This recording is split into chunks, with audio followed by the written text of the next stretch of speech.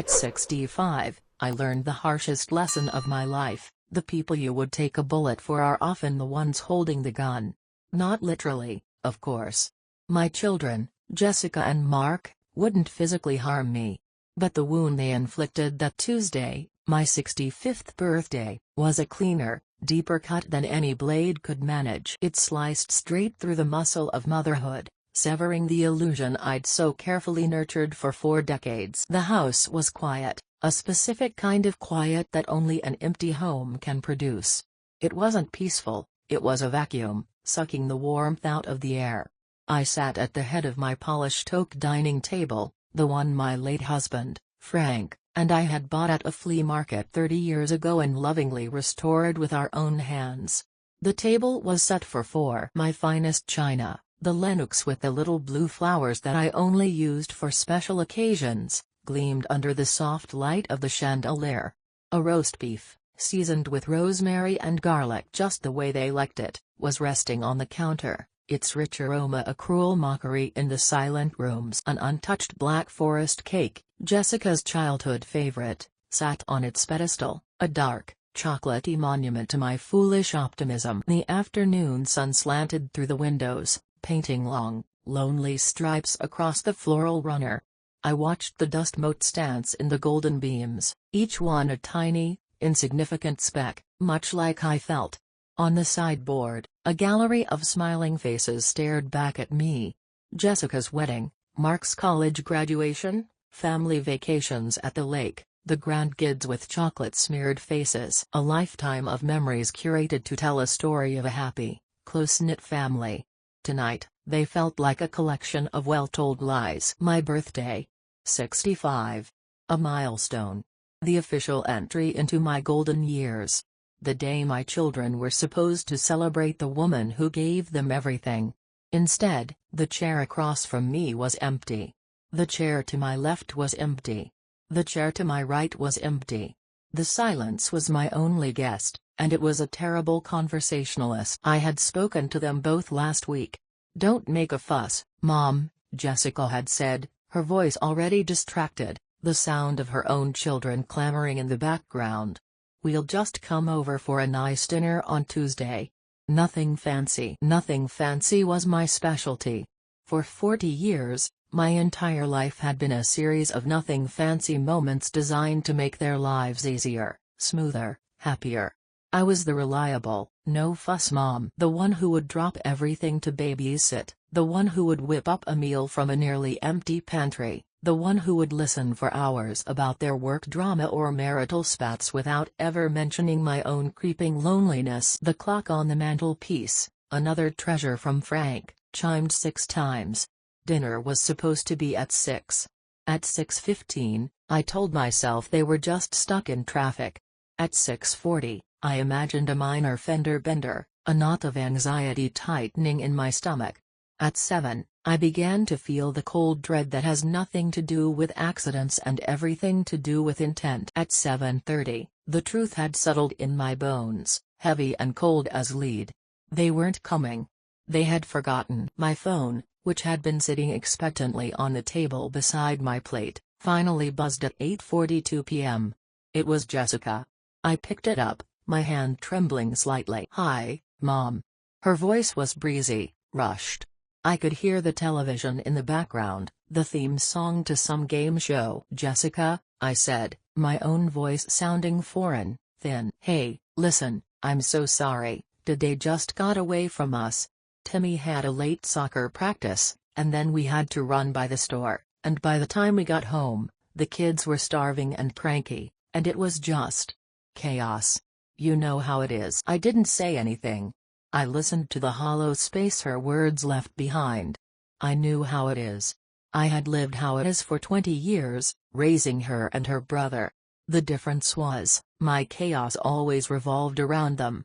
Their chaos, it seemed, had no room for me. "Mom? You there?" "Yes," I managed. "I'm here." "Oh, good. I thought we lost the connection. Anyway, I feel terrible. We'll make it up to you. Maybe we can do something this weekend? I'll check with Dave and let you know." "You forgot," I said. It wasn't an accusation. It was a statement of fact, as plain and solid as the cold roast beef on my kitchen counter. There was a pause. A brief, telling hesitation. Well, I mean, I didn't forget. It was just in the back of my mind. It was one of those days. I'm so sorry, Mom. Happy birthday, by the way. Happy birthday, by the way. The 4 words that broke me. They were an afterthought. A footnote to a busy day. I, the architect of her childhood, the editor of her college essays, the financier of her first car, the seamstress of her wedding dress, was a footnote. It wasn't the forgetting, not really. People forget things. It was the casualness of it. The utter lack of genuine remorse. The easy, practiced excuse that placed all the blame on the general chaos of her life, a life I had worked so hard to help her build. It was the dismissive tone, the assumption that I, of course, would understand, that I would absorb this hurt, like I had absorbed all the others, and file it away under "that's just how they are." But something was different tonight. The file was full. The drawer was stuck. The carefully constructed cabinet of my maternal martyrdom had just splintered down the middle. "It's fine, Jessica," I said, and the lie tasted like ash in my mouth. "Don't worry about it." "Oh, good. I knew you'd understand. You're the best. Love you. Gotta go, Dave's calling me. Bye." The line went dead. I held the phone to my ear for a long moment, listening to the dial tone's monotonous hum. Then I slowly placed it back on the table. I looked at the empty chairs, at the perfect, untouched plates. The long shadows had now completely consumed the room, leaving only the small island of light from the chandelier. And in that solitary bubble of light, I saw myself with a clarity that was both terrifying and liberating. I was not the cherished matriarch of a loving family. I was a service provider. A convenience. An appliance you keep in the basement and only bring out when you need it. And tonight, the appliance was broken. The shattering hadn't been loud. It was a silent, internal implosion, but it had leveled everything. I stood up, my joints cracking in protest, and walked over to the garbage can. I picked up the first plate, with its perfectly arranged slice of beef, roasted potatoes, and green beans, and scraped it all into the bin. One by one, I cleared the table of the feast no one came to eat. I wasn't just throwing away food. I was throwing away a lifetime of illusions. I was 65 years old, and my life as I knew it was over. But as I blew out the candles on my solitary birthday cake, I made a wish not for their return, but for my own. A new chapter was beginning, not with a celebration, but with a quiet, steely resolve forged in the cold fire of neglect. The invisible woman was about to make herself seen. The day after the birthday that wasn't, I woke up with a strange sense of emptiness that felt oddly like space. My routine, a well-worn path I could walk in my sleep, began as always. I ground the coffee beans, the whirring of the machine the first sound to break the morning silence.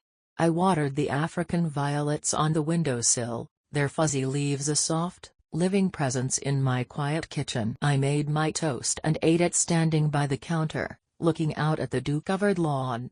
But today, every action felt different. It was as if I were a ghost in my own life, watching a woman named Rose go through the motions. My days were a tapestry of these small, unnoticed acts of care. I was the family's unofficial archivist and logistician. I was the one who remembered the obscure anniversaries of distant relatives, sending cards that Jessica and Mark would hastily sign if I remembered to put them in their hands. I was the one who knew the name of Mark's boss's wife and that she was allergic to nuts, a crucial piece of information for the corporate holiday party I was never invited to but always contributed a safe dessert for. I was the one who kept a running inventory of the grandkids' shoe sizes, buying new sneakers on sale months in advance, a silent investment in their future comfort. This morning, I saw the tapestry for what it was. Not a beautiful piece of art woven from love, but a utility blanket, functional and completely taken for granted. My love was infrastructure. It was the plumbing in the walls, the electricity in the wires, essential for their comfort, but utterly invisible until it stopped working. And yesterday, it had stopped working. I spent the morning tidying the house, a habit so ingrained it felt like breathing.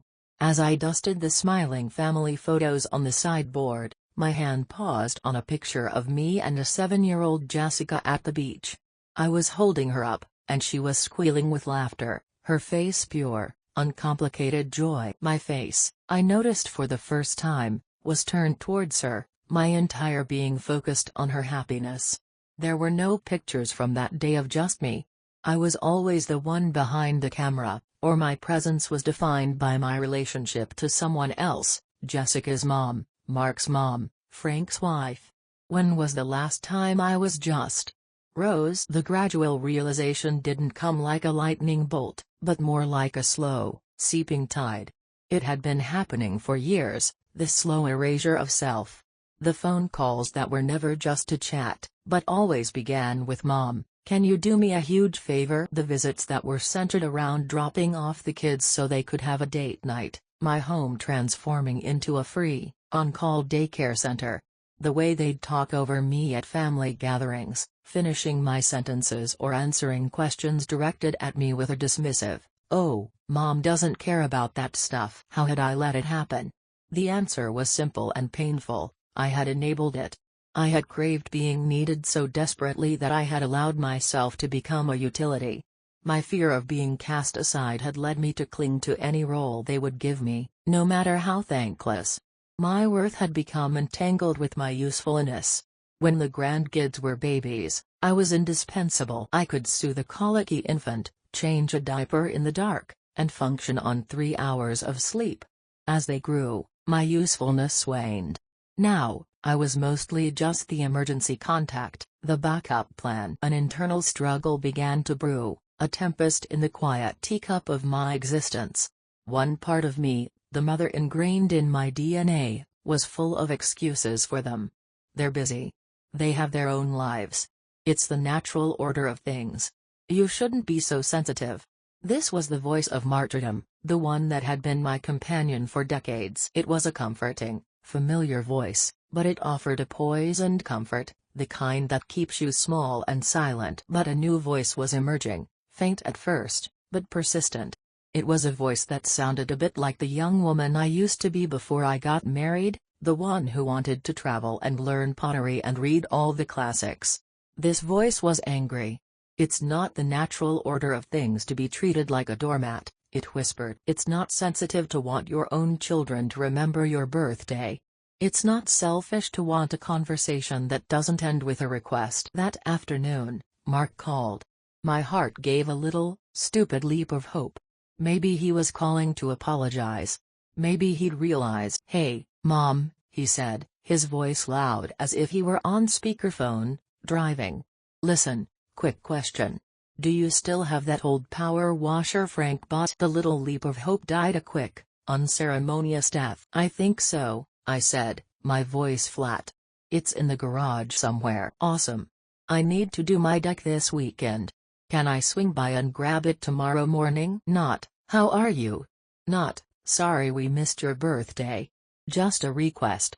I was the keeper of the things, the curator of the family storage unit." "Mark," I said, and the new voice felt strange in my throat.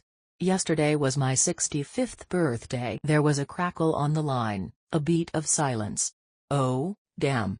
Mom, I am so sorry. It completely slipped my mind. Jessica is going to kill me," she was supposed to remind me. He was already offloading the blame. Classic Mark. "She forgot too," I said. Another pause. This one was filled with what I recognized as mild, inconvenient guilt. "Wow. We are terrible. I feel like a total jerk. Listen, we have to make it up to you. Let me get through this week, it's insane at work, and we will plan something really special." The same empty promise Jessica had made. A vague, non-committal something to be scheduled at their convenience. It was a verbal pat on the head, meant to soothe me and absolve them. In the past, I would have accepted it. I would have said, "It's okay, honey, I understand." But today, I couldn't. "The power washer is in the back of the garage, behind the lawnmower," I said, my tone cool and clipped. "The key is under the ceramic frog." "Great, thanks, Mom. You're a lifesaver. And really, "I am sorry about your birthday." "I know," I said, and before he could say anything else, I hung up. I sank into Frank's old armchair, the worn leather sighing under my weight. The anger was gone, replaced by a profound, hollow sadness. It wasn't their malice that hurt. It was their carelessness. It was the chilling realization that I simply didn't occupy a significant space in their thoughts. I was a background character in the story of their lives. The invisible woman. And for the first time, I wasn't just sad about it. I was starting to get angry. The tide was turning, and the quiet, accommodating shoreline of my heart was beginning to erode. The old Rose would have wept. The new Rose, the one born in the silence of her 65th birthday, felt a different, more dangerous emotion beginning to stir. It was the quiet, terrifying prelude to a rebellion. The anger, when it finally settled in, wasn't a hot, roaring fire. It was a cold, hard knot in my stomach. It was the kind of anger that clarifies things, that burns away the fog of denial. And with this newfound clarity, my mind began to play a cruel highlight reel of all the times I had been overlooked, my needs and feelings relegated to the bottom of a very long list. These echoes of neglect, once dismissed as minor slights, now arranged themselves into a devastating pattern. I remembered Jessica's senior art show in high school. She was a talented painter, and she had one piece, a portrait of her grandfather, that was the star of the exhibit. I'd baked 3 dozen lemon tarts for the reception, spent the entire evening refilling drinks and making sure all the other parents felt welcomed. Near the end of the night, Jessica was surrounded by her friends and teachers, basking in their praise. I stood on the periphery, my heart swelling with pride. Her art teacher, a kind woman with paint-stained fingers, came over to me. "You must be so proud, Rose," she said. "She gets her artistic eye from you, I imagine." Before I could answer, Jessica called out from across the room, "Oh, Mom can't even draw a straight line. She's the practical one." Everyone laughed, a light, dismissive chuckle. Jessica didn't mean it to be cruel, but it landed like a slap. I, who had spent countless hours sitting with her while she sketched, who had driven her to art supply stores an hour away, who had framed every piece of her work since kindergarten, was reduced to the practical one. I had swallowed the hurt then, telling myself she was just a teenager, giddy with success. Now, I saw it as an early symptom of the disease of my invisibility. Then there was the matter of the family vacation 5 years ago. Mark had just gotten a big promotion, and he wanted to take everyone to Florida to celebrate. "My treat, Mom," he had announced grandly. I was thrilled. A week of sunshine, of seeing the grandkids play in the ocean. But the reality was different. My treat meant he paid for the flights and the rented condo. I was expected to be the built-in, 24/7 babysitter. While Mark and his wife went out for romantic dinners, I was in the condo, making macaroni and cheese for the kids. While they went parasailing, I was on the beach, slathering toddlers with sunscreen and building sandcastles. One evening, I mentioned I'd love to try the little seafood restaurant at the end of the pier. Mark had clapped me on the shoulder. "Next time, Mom. The kids are wiped out tonight, and Sarah and I have reservations at that steakhouse." They left, and I ate leftover pizza with a 5-year-old and a 7-year-old. I never saw the inside of that seafood restaurant. I had returned from my vacation more exhausted than when I left, with a fading tan and a spirit that felt distinctly used. These weren't isolated incidents. They were a language, and I was finally beginning to understand it. There was the loan to Jessica for a down payment on her house, money from my own retirement savings that was never spoken of again, let alone repaid. There were the countless holidays where my traditions, Frank's and my traditions, were bulldozed in favor of what was easier for them. "Mom, no one really likes turkey, let's just order pizza for Christmas." My role as the matriarch, the keeper of the family flame, had been systematically extinguished, not with a dramatic puff, but by 1,000 tiny, thoughtless snuffs. Confronting this truth was like walking into a cold, dark room I had kept locked for years. Inside was a deep, profound sadness for the woman I had been, The woman who had accepted these slights with a sad, understanding smile. The woman who believed that this was the price of a mother's love.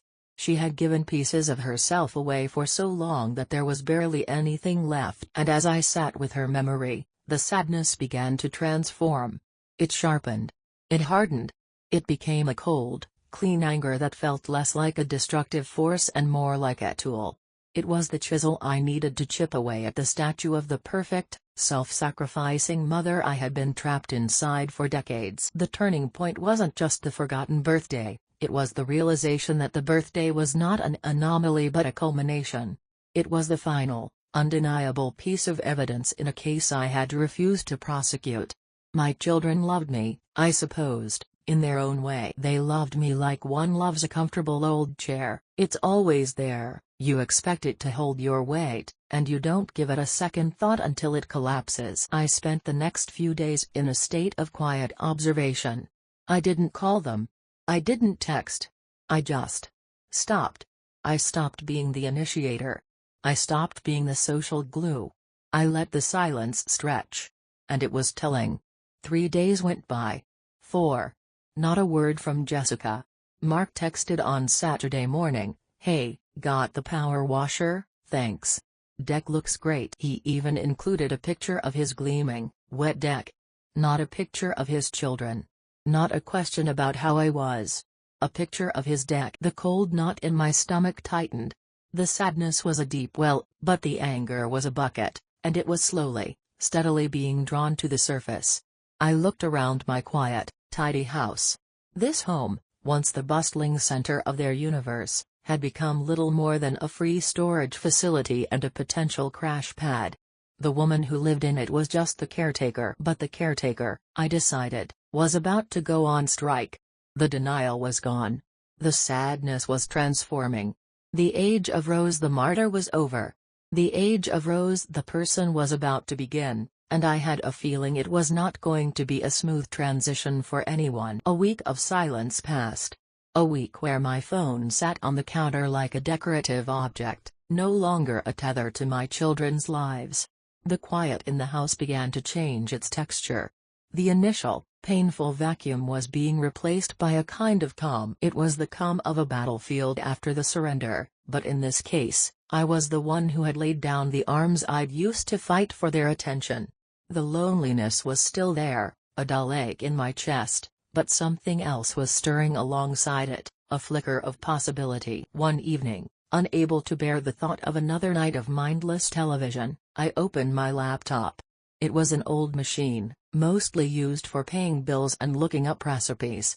I typed "feeling unappreciated by adult children" into the search bar, my fingers hovering over the keys, a wave of shame washing over me. It felt like a betrayal to even type the words, to admit this failure to the anonymous void of the internet. The search results were a revelation.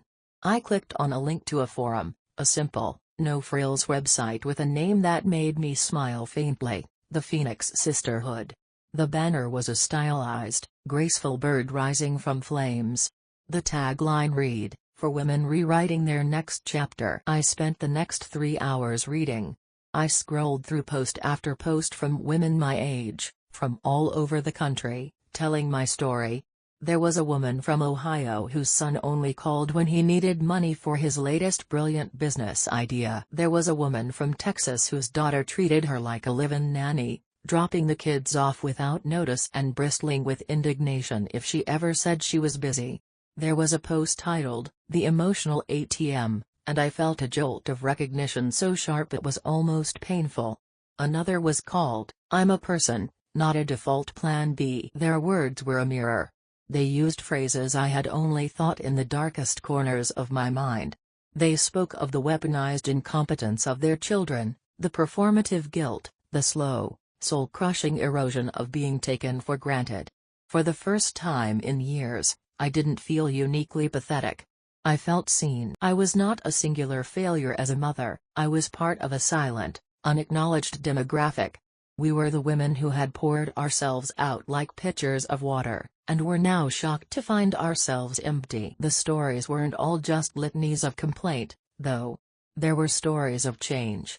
A woman named Carol, A 70-year-old from Florida wrote about the first time she said no when her son asked her to cancel her book club meeting to babysit. He had been stunned, then angry. "But you love watching the kids?" he'd argued. "I do," she had replied, her hands shaking. "But I also love my book club. And tonight, I am choosing my book club." She wrote about the terrifying, exhilarating freedom of that moment. Another woman shared how she had started taking solo trips, small at first, a weekend in a nearby city, and then bigger. She had just returned from a 2-week tour of Italy, something her family had always dismissed as a silly pipe dream. "They can manage without me," she wrote. "Turns out, I can not only manage without them, I can thrive." These women weren't bitter or vengeful. They were just done. They were done waiting for an appreciation that would never come. They were done setting themselves on fire to keep their children warm. They were taking the ashes of their old lives and, like the mythical phoenix, building something new. A spark ignited within me. It wasn't just anger anymore, it was hope. It was the radical, terrifying idea that I had a right to my own life. That my happiness was not a secondary consideration, dependent on the scraps of attention my children threw my way. It was a primary objective. I closed the laptop, my mind buzzing. The silence of the house no longer felt like an absence. It felt like a blank page. The path ahead was terrifying. It meant confrontation. It meant disrupting the comfortable, one-sided system that had been in place for decades. It meant risking my children's anger and misunderstanding. But the alternative, to continue to shrink and fade, to live out my golden years as a ghost in my own home, was suddenly, completely unacceptable. I went to bed that night and slept more soundly than I had in a year. The next morning, I woke up with a plan. It wasn't a grand, dramatic strategy. It was small, simple, and for me, utterly revolutionary. I found the brochure for the local community center that I'd tucked away in a drawer months ago. It was dog-eared on the page for a beginner's pottery class. It met on Tuesday evenings. Jessica's usual crisis night, the night she was most likely to call needing a last-minute sitter. I picked up the phone and dialed the number. My heart was pounding. It felt like the most rebellious act of my life. A pleasant voice answered. "Good morning, Northwood Community Center." "Hello," I said, my own voice surprisingly steady. "My name is Rose. I'd like to sign up for the pottery class." Hanging up, a slow smile spread across my face. It felt strange on my lips, like a muscle I hadn't used in a long time. I hadn't solved the deep, painful issues with my family. I hadn't had the big, cathartic confrontation. But I had taken one small step that was entirely for me. I had planted a single seed in the barren landscape of my life. And for the first time in a very long time, I was curious, and even a little excited, to see what might grow. The rebellion had begun, not with a declaration of war, but with a quiet promise to myself. The pottery class brochure sat on my kitchen counter for a week, a small, glossy symbol of my impending revolution. The class wasn't for another 2 weeks, but just looking at it gave me a little thrill of illicit power. Armed with the validation from my newfound Phoenix sisters online, I knew my first step had to be a verbal one. I couldn't just start living a different life, I had to, at the very least, attempt to explain myself. I had to speak my truth, even if no one was ready to hear it. I decided to start with Jessica. She was, in some ways, the more emotionally accessible of my 2 children, even if that accessibility was often a tool for her own ends. I rehearsed the conversation in my head a dozen times. I would be calm, non-accusatory. I would use I statements, just like the women on the forum advised. I feel hurt when my birthday is forgotten. I feel taken for granted when I'm only called for favors. The opportunity came on a Thursday afternoon. My phone rang, and it was her. "Hey, Mom," she began, the familiar, slightly frantic edge to her voice. "I have a huge, huge favor to ask. You would be saving my life." The old me would have said, "Of course, dear, what is it?" before she even finished the sentence. The new me took a deep breath. "Hello, Jessica. It's nice to hear from you. How are you?" The question threw her off. There was a brief pause. "Oh, I'm fine. Listen, I'm in a real bind. Dave's boss just invited us to this charity dinner tonight. It's a huge networking thing, and our sitter just cancelled. She has the flu. I know it's last minute, but could you possibly come watch the kids? We'd be home by 11, I promise." Here it was. The perfect storm of her convenience and my inconvenience. The moment to draw the first, faint line in the sand. "A charity dinner," I said, my voice even. "That sounds important." "It is. It's huge for Dave's career. Please, Mom. I'm desperate." I took another breath, my heart thumping against my ribs. "Jessica, I can't tonight." Silence. Not just a pause, but a dead, stunned silence. I could practically hear the gears grinding in her head as she tried to process this new information. Me, saying no. "What? Why not? Do you have plans?" Her tone shifted instantly from pleading to suspicion. "I do," I said simply. My plan was to read a novel and drink a cup of tea without interruption, but she didn't need to know that. The why didn't matter. "What plans?" she pressed, a sharp edge of irritation in her voice. "You never have plans on a Thursday." The accusation stung, mostly because it was true. My life had been a blank slate for her to write on for so long. "Honey," I began, trying to pivot to the rehearsed script. "Actually, I'm glad you called. I've been wanting to talk to you." "Talk about what?" she said, her voice dripping with impatience. "Mom, I'm really in a jam here. Can't your plans be changed?" "No," I said, a little firmer this time. "They can't. What I wanted to talk about was my birthday. When you and Mark forgot. It hurt me. Deeply." A heavy, dramatic sigh came through the phone. "Oh my God, Mom, are we back to this? I said I was sorry. I told you we'd make it up to you. Why are you bringing this up now, when I'm in the middle of a crisis?" Her reaction was exactly what the women on the forum had warned me about: deflect, minimize, and turn the blame back on the accuser. I was no longer the hurt party, I was the one creating a problem, being difficult, choosing a deliberately inconvenient time to have feelings. "I'm bringing it up now because it's part of a larger pattern," I said, my voice trembling slightly despite my resolve. "I feel like my only role in your life, in both your lives, is to be of service. To be the emergency babysitter, the short-term loan officer, the keeper of things you might need. And I can't do it anymore. It's making me deeply unhappy." There. I had said it. The great, unutterable truth. Jessica's response was a torrent of defensive anger.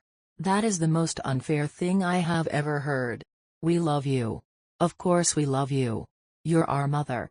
But we have busy, complicated lives. We have kids and careers and mortgages. You're retired. Your life is simpler. I didn't think we had to constantly be entertaining you or proving how much we care.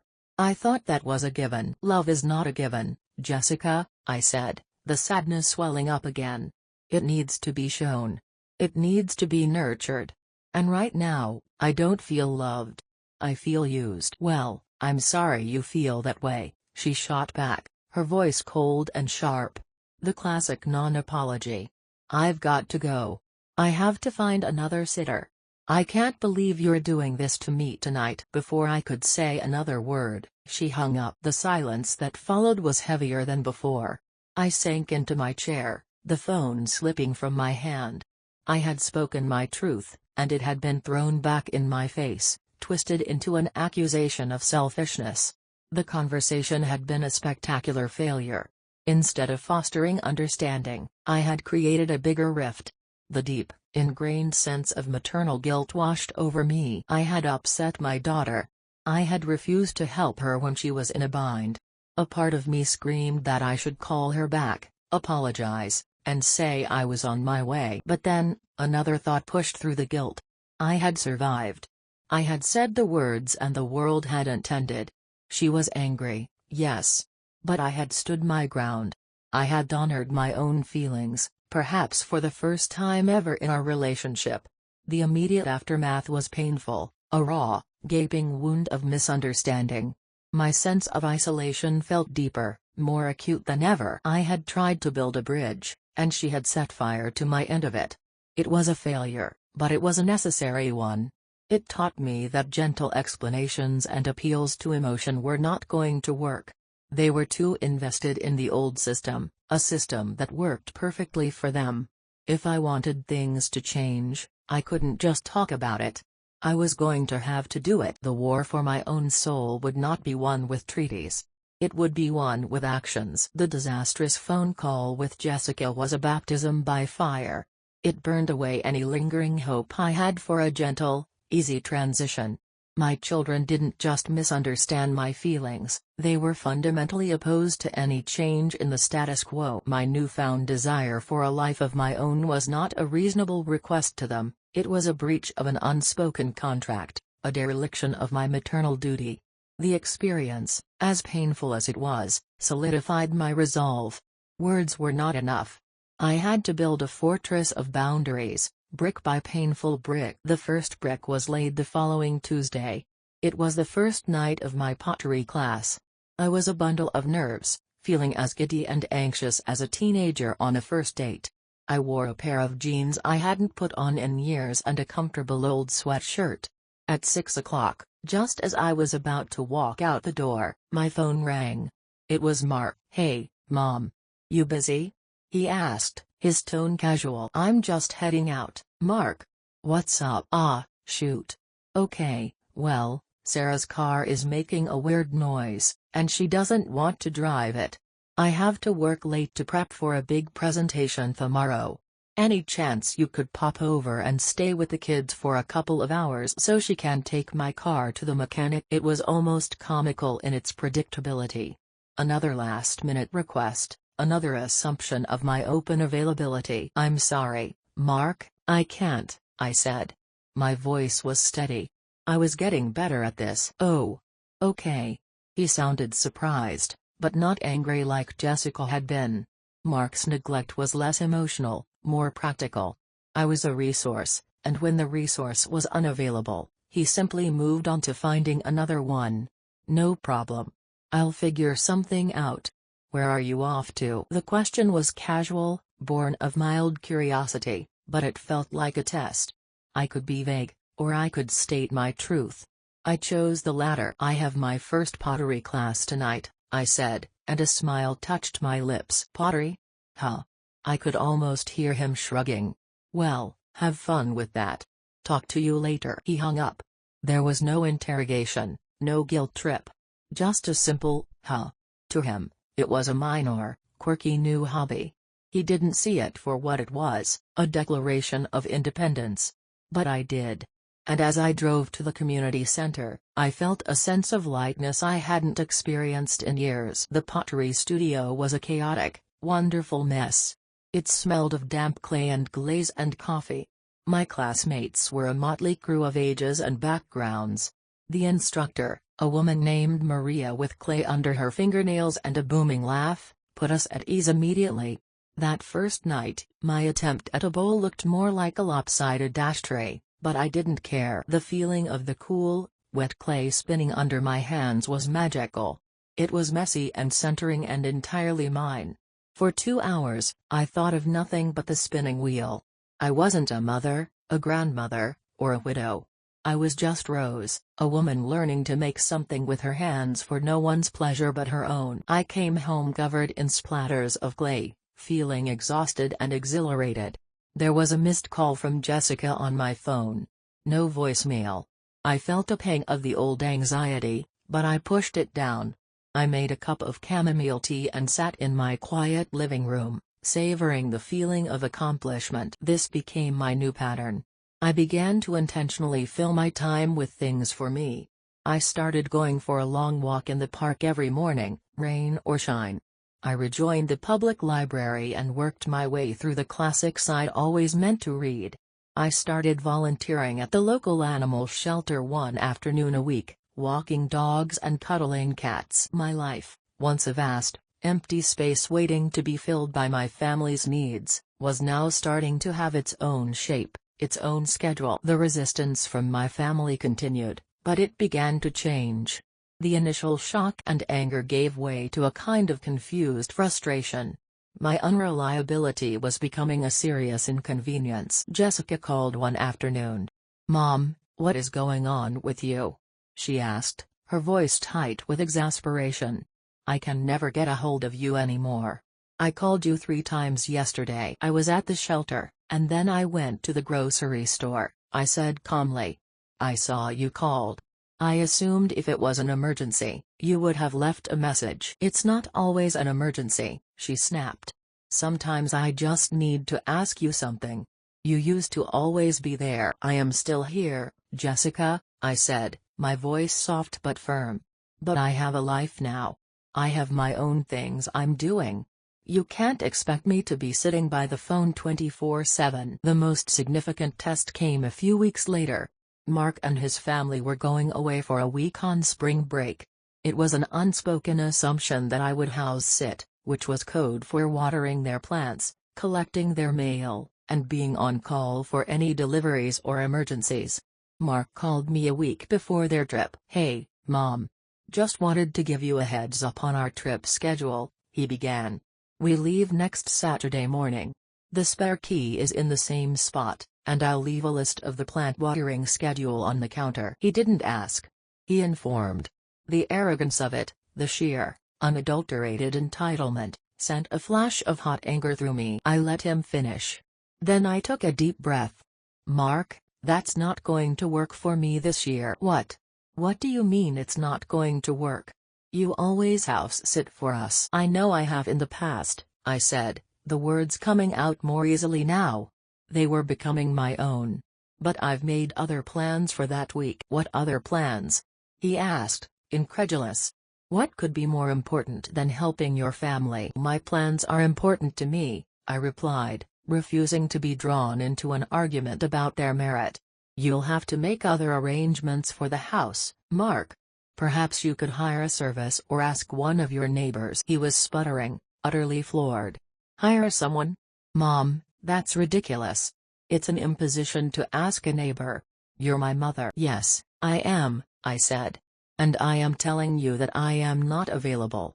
I'm sorry for the inconvenience, but my decision is final." I could hear the fury and confusion in his breathing. It was a full-scale emotional crisis for him, the collapse of a system he had always relied on. The tension crackled over the phone line. He felt betrayed. He felt I was being selfish and difficult. And in that moment, I knew I was winning. The tension was the sound of a boundary holding firm. It was the sound of my own self-respect finally, belatedly, being born. My silent rebellion, as I had come to think of it, was no longer silent.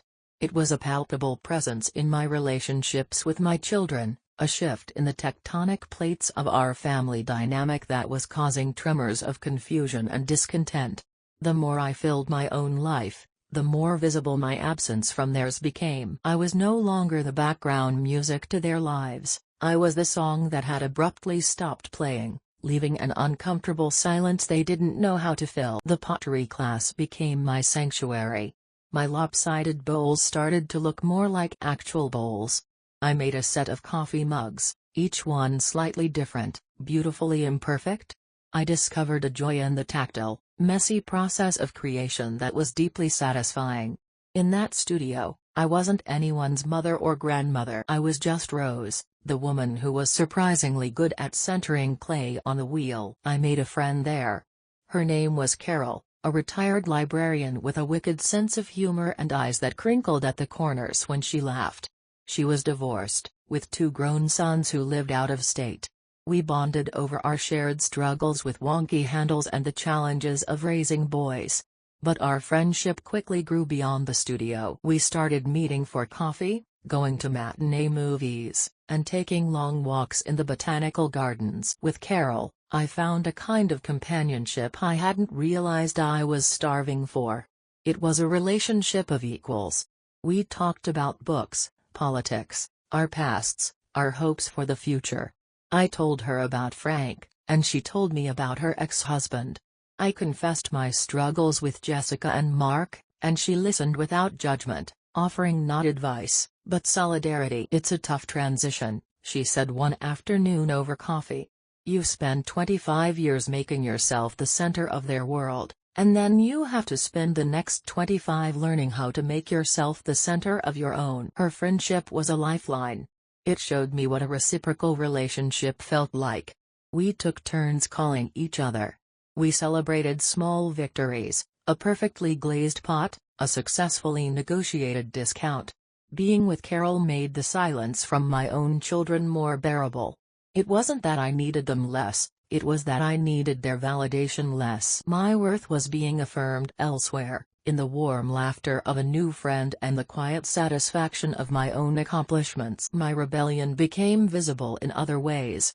I started to let my hair go completely gray, abandoning the expensive and time-consuming monthly dye jobs I had maintained because Jessica once commented that gray hair made me look old. I bought a bright red coat, a cheerful defiance against the sensible beiges and navies that filled my closet. I began to say no without guilt and yes to things that scared me. One Saturday, Carol and I drove to the coast, a 2-hour trip. We walked on the beach, ate fried clams from a paper box, and sat on a bench watching the waves roll in. The ocean air felt clean and sharp in my lungs. I sent a picture of the waves to Jessica and Mark, with the simple caption, "Having a wonderful day." Jessica called me almost immediately. "Where are you?" she asked, her voice laced with a strange mixture of curiosity and accusation, as if I had escaped from a secure facility. "I'm at the beach," I said cheerfully. "The beach? By yourself?" "No, with my friend Carol." "Who's Carol?" she asked, and I could hear the suspicion in her voice.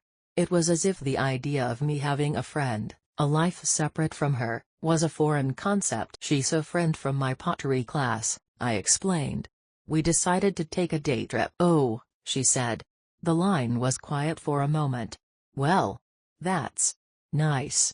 I was going to ask if you could help me with the kids' closets today, but I guess you're busy." There it was. The subtle, manipulative tug. The suggestion that my pleasure was the cause of her inconvenience. The old me would have felt a surge of guilt. The new me felt nothing but a calm resolve. "Yes, I am busy," I said, a smile in my voice. "Enjoy the closet project. We'll talk soon." I hung up before she could reply. I turned my face to the sun, feeling the warmth on my skin. I had taken back my Saturday. I had taken back my life. My silent rebellion wasn't silent at all. It was the roar of the ocean, the bright flash of my red coat, the easy laughter of a new friend. It was the beautiful, triumphant sound of me standing tall, finally, on my own 2 feet. The change was no longer just internal. It was out in the open, for all the world, and my children, to see.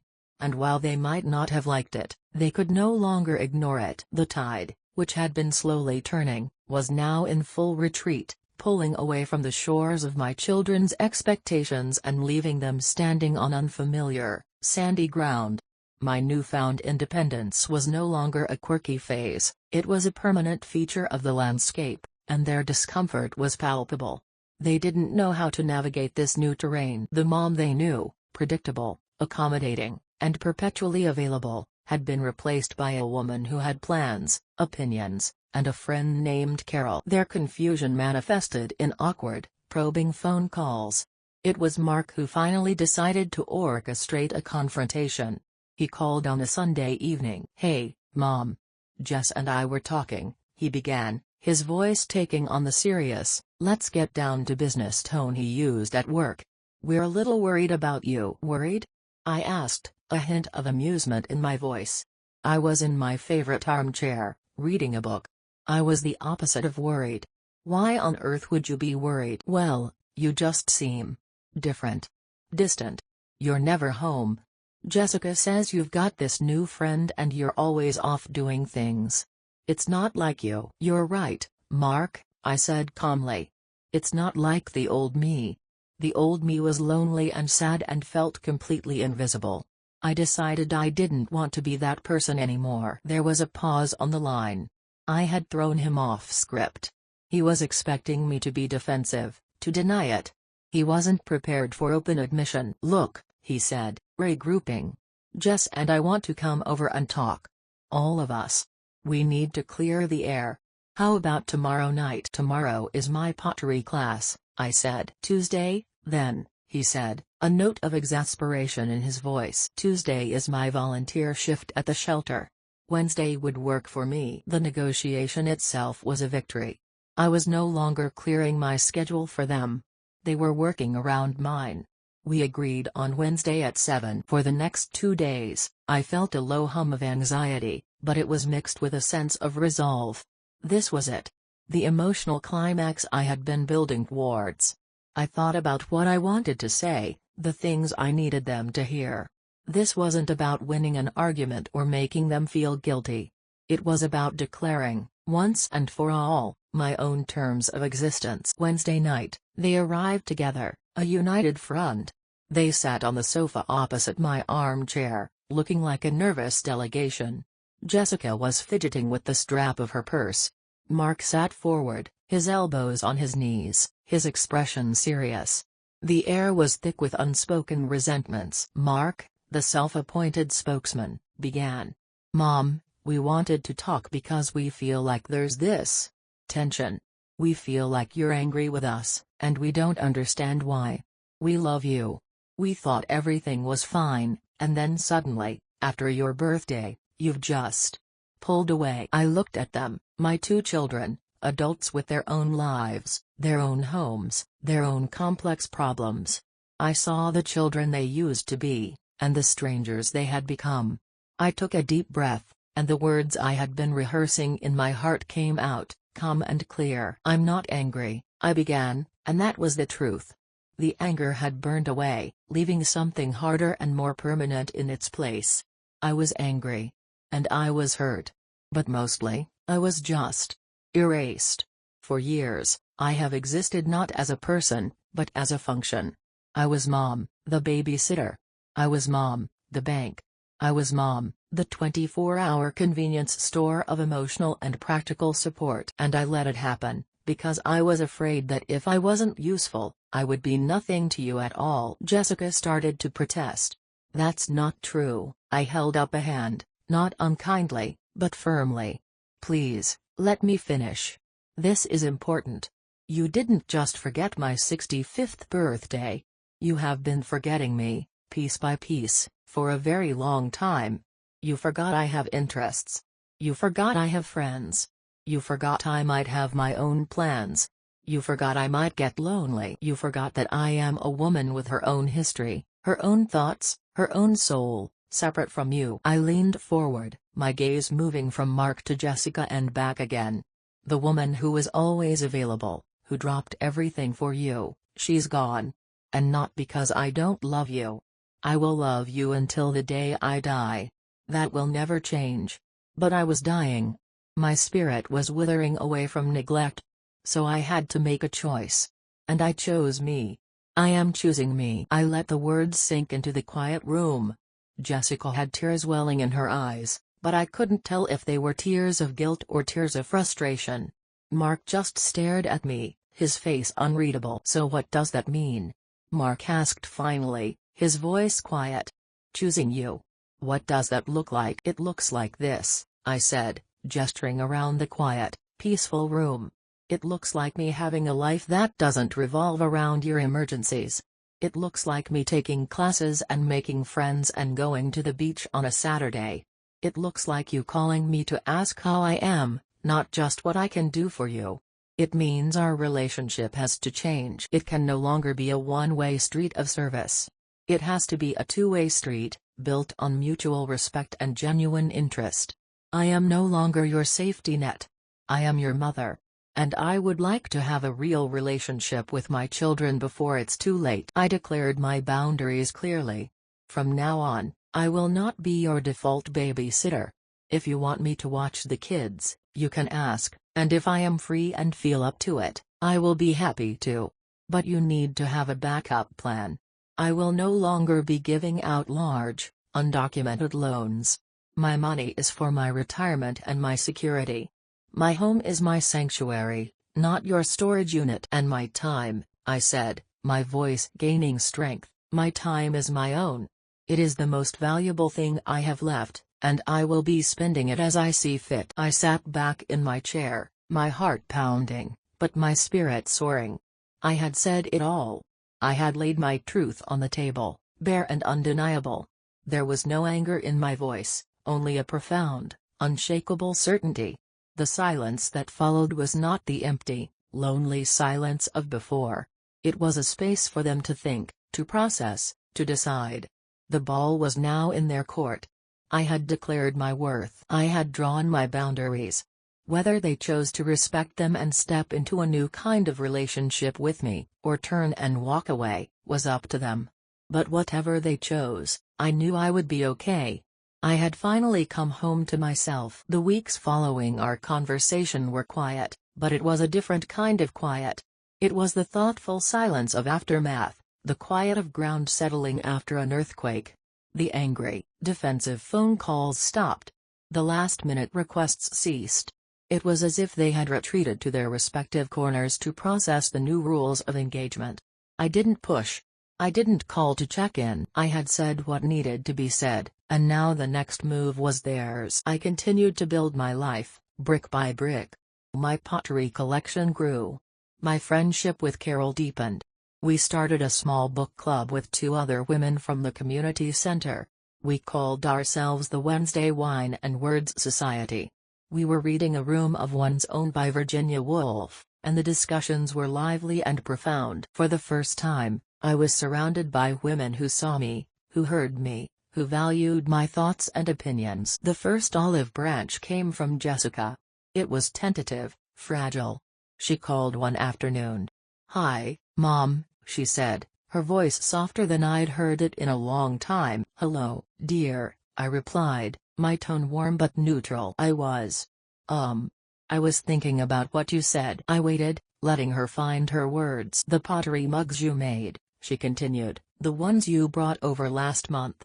Timmy uses his every morning for his hot chocolate. He says it's his special grandma mug." My heart gave a little squeeze. "I'm so glad he likes it." "He does," she said. "And I was wondering, if you're not busy this Saturday, would you like to go to the farmer's market? Just us. No kids." "My treat." "Just us?" I clarified, the words feeling foreign and precious. "Yeah. Just us." "I would love that, Jessica," I said, and for the first time in a very long time, I believed it would actually happen. That Saturday was a revelation. We walked through the crowded stalls, the air filled with the scent of fresh basil and kettle corn. We didn't talk about the big conversation. We just talked. She asked me about my pottery class, about Carol, about the book I was reading. She told me about a difficult colleague at her work and a funny thing her daughter had said. It was stilted at first, like a dance they'd forgotten the steps to, but slowly, we found a new rhythm. She bought me a bouquet of sunflowers. As she handed them to me, she looked me in the eye. "I'm sorry, Mom," she said, her voice thick with emotion. "For everything. For not seeing you." Tears pricked my own eyes. I just squeezed her hand. It was a beginning. Mark's reconciliation was different, less verbal, more practical, just like him. A few weeks later, a large package arrived on my doorstep. Inside was a brand new, top-of-the-line potter's wheel. The card was simple. It read, "So you can make more special grandma mugs. And maybe one for me. Love, Mark." I cried when I saw it. They were not the tears of sadness and neglect I had cried on my birthday. They were tears of overwhelming, unexpected grace. He had heard me. He had seen my passion, my new life, and instead of resenting it, he was investing in it. The changes weren't miraculous or instantaneous. There were still moments of friction, old habits that died hard. Jessica would sometimes slip into her old mode of calling with a request, but she would catch herself now. "Actually, never mind that," she'd say. "How was your walk this morning?" Mark started sending me pictures of the grandkids, not with a request, but just with a note that said, "Thought you'd like this." They started to invite me to things, not as a built-in babysitter, but as a guest. "Mom, we're having a barbecue on Sunday. We'd love for you to come, if you're free. No need to bring anything, just yourself." And when I arrived, Mark would hand me a drink and Jessica would pull up a chair for me, and they would ask me about my week. The healing was a slow, tentative process. It was about unlearning decades of dysfunctional patterns. But it was happening. They were starting to see me not as a function, but as a person. They were respecting my boundaries, not as walls to keep them out, but as the foundation of a healthier, more honest house we could all live in together. One evening, I was in my newly arranged back room, which I had turned into a small studio. My new potter's wheel was in the corner, and shelves I'd installed myself were filled with my creations: mugs, bowls, vases, each one a testament to my journey. The sun was setting, casting a warm, golden glow over everything. My phone buzzed with a text from Carol, a funny picture of her cat tangled in yarn. I smiled. In a few minutes, I would go inside and make myself dinner, a simple meal for one. The house was quiet, but the silence was no longer a symbol of loneliness. It was a space of peace, a sanctuary that I had built for myself. I was rediscovering myself, one pot, one book, one friendship, one boundary at a time. The shattered pieces of my old life were not gone, but I was reforming them on my own terms, into something stronger and far more beautiful. The final, quiet victory didn't come with a grand announcement or a dramatic event. It arrived subtly, on an ordinary Tuesday afternoon, almost a year after the birthday that had changed everything. I was in my studio, my hands covered in clay, the new wheel humming a steady, soothing rhythm. The afternoon sun streamed through the window, illuminating the dust motes that danced in the air, the same dust motes I had once watched with such despair, but which now seemed like tiny, sparkling bits of magic. The phone rang, and I wiped my hands on my apron before answering, smiling when I saw Jessica's name on the screen. "Hi, honey." "Hi, Mom. Whatcha doin'?" Her voice was light and cheerful. "Just playing in the mud," I laughed. "What's up?" "Nothing much. Just calling to chat." "But also," she said, and I could hear the smile in her voice, "I wanted to officially invite you to your birthday party." I paused, my heart giving a gentle squeeze. "My birthday party?" "Yep. Your 66th. It's next Tuesday, and you are not allowed to lift a finger. We're having it at our house. Mark and his family are coming, Carol is invited, and I'm making your favorite, roast beef with rosemary and garlic." The echo of that lonely, painful night a year ago was so clear, but this time, it was a completely different song. It wasn't a request for me to perform my role, it was a genuine invitation to be celebrated. "And," she added, her voice dropping a little, becoming more serious, "the only thing you're allowed to bring is yourself. We just want you there." Tears welled in my eyes, the happy kind, the kind that feel like warm rain. "I'd love that," I whispered. "Thank you." When I arrived at Jessica's house the following Tuesday, the scene that greeted me was one I had given up dreaming of. The house was filled with laughter and the delicious aroma of a meal I hadn't been forced to cook. Mark greeted me at the door with a big hug and handed me a glass of wine.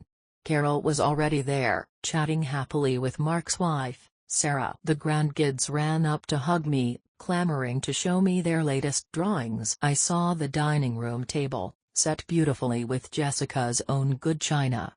And in the center of the table was a vase I recognized.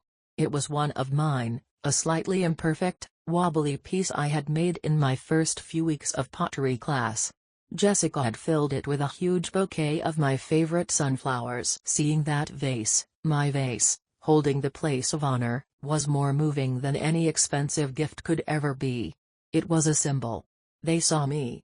They saw my passions, my imperfections, my journey. They were not just tolerating the new Rose, they were celebrating her. Dinner was a joyous, noisy affair. They asked me about my upcoming trip with Carol. We were planning a week in New Mexico to see the art studios. They listened, genuinely interested, as I talked about the new glazing technique I was learning. They told stories about me, not as the practical one or the doormat, but as a woman they admired. Mark even told a story about how my firm know about the house sitting had forced him to actually meet his neighbor, who had now become a good friend. After dinner, they brought out a cake. It wasn't a Black Forest cake. It was a lemon tart, my personal favorite, a flavor they had ignored for years.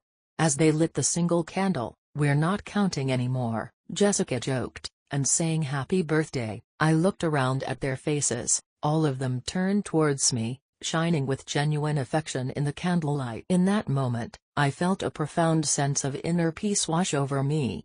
It was the joy of being truly seen. My silent rebellion had been victorious, not because I had won a war against my children, but because I had won the war within myself. I had fought for my own worth, and in doing so, I had taught them how to value me. I had reclaimed my dignity, not by demanding it, but by living it. Later, as I was getting ready to leave, Jessica walked me to the door. She gave me another tight hug. "Happy birthday, Mom," she said softly. "I'm so glad you're my mom." Driving home, I didn't feel tired or overwhelmed.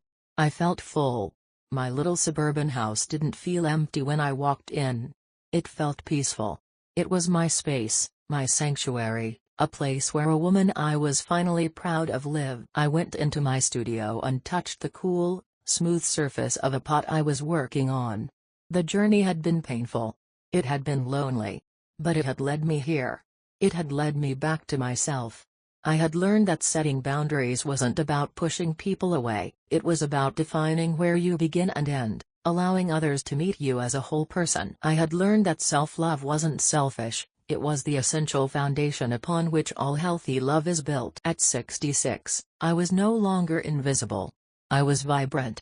I was creative. I was a friend, a volunteer, an artist, a traveler. And yes, I was still a mother and a grandmother. But now, those roles were just a part of my rich, colorful, and beautifully imperfect tapestry. They were no longer the whole of me. I had found my freedom, not in their attention, but in my own. And that was the greatest joy of all.